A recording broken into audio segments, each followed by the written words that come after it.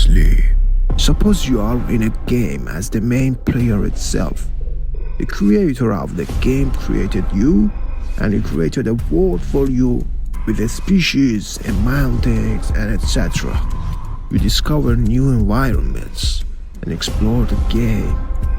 And suddenly, because you have artificial intelligence, you ask yourself, why am I here? What am I?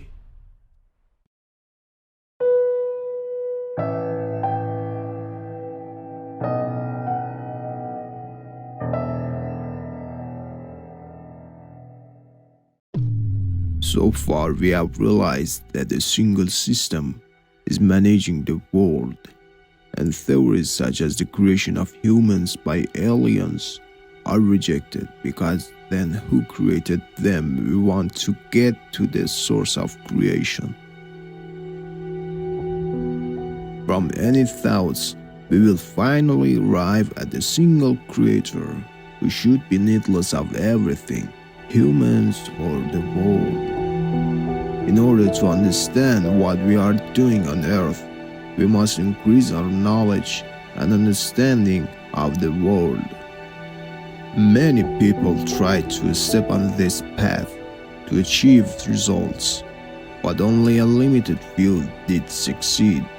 Why? Suppose we put an elephant in a dark room, and there are 4 people who have never seen an elephant. We bring each of these people one by one into that dark room, and each of them notices a part of the elephant. A person understands only the ears of that and imagines that elephant is a creature with only big ear. Another sees it as a columnar legs, and the third one understands only its trunk. The last person walks in the room and does not notice the presence of the elephant at all.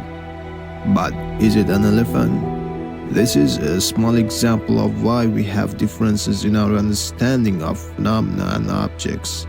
In fact, this explains why we have different religions and different views about God, and while some of them are complementary, some are opposite. A polytheistic religion and a monotheistic one. One monotheist believes in God having children, and the other one does not. The point here is that we did not see the whole truth. We are not criticizing any ritual, we are only examining the reasons behind the scene.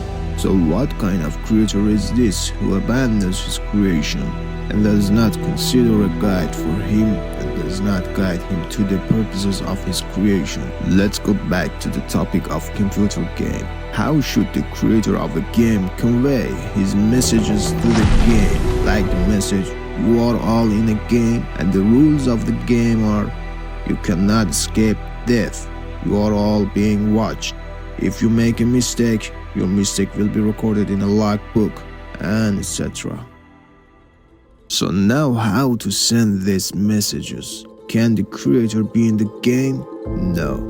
We said why. The difference between digital and analog.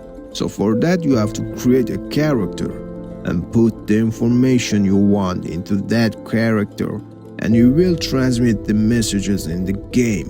The quest would be placed in a book, and that character will teach the players how to use that book properly. Why not put this information in everyone? Because first of all, the general goal is for you to reach the point of self-awareness and consciousness from the 0 point of ignorance. This is like if all the players are at level of 100 from the beginning, then we will lose the joy of growing and maturing. And because humans have 2 characteristics that other physical beings don't have, this quest and character will be given to them. What characteristics? Reason and discretion. He recognizes right and wrong with his intellect and chooses the right with his free will. If the intellect does not recognize correctly, the discretionary system cannot make a correct decision. So the fall and rise of man depends on these two factors. And growing in this game depends on these two. So if all existing human beings have consciousness from the beginning, there is no pleasure in growing. He must move, think, and experience so that his sense of recognition is strength, and he chooses to move on to the next steps. This awareness must be sent from the higher levels by human messengers from the Creator to the lower levels, so that humans can receive the message through that way and record these messages in the form of a book.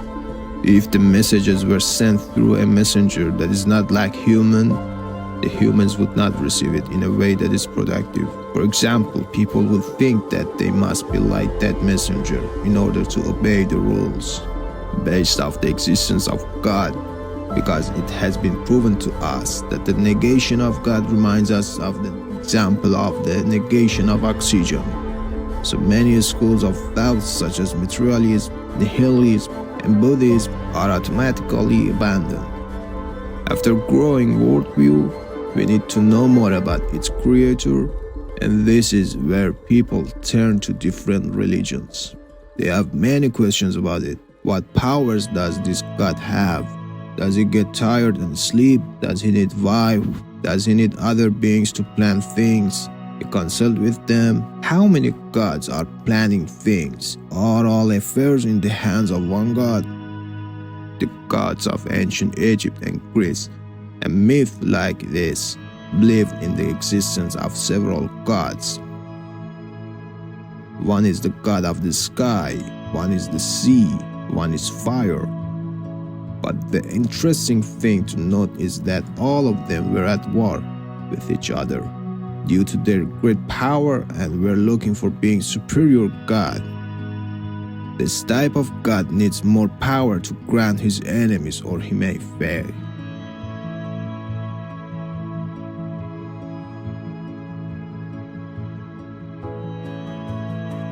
But the world that we see is at the same time beautiful and harmonious, which shows that everything created eventually returns to a single source.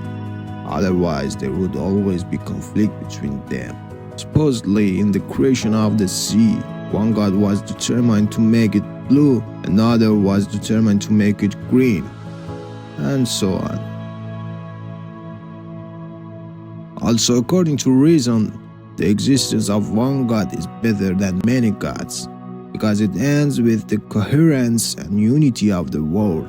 We are looking for absolute power that doesn't need anything, not gods that need stone and wood to be made, which is a product of human hands. So some other religions left, like Hinduism, Shinto, Taoism, are out of the circle of truth.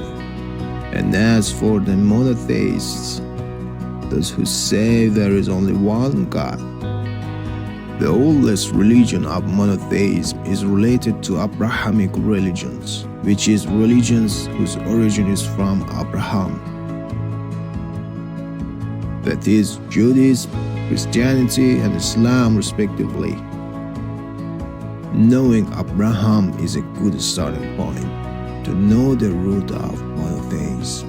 Who was Abraham?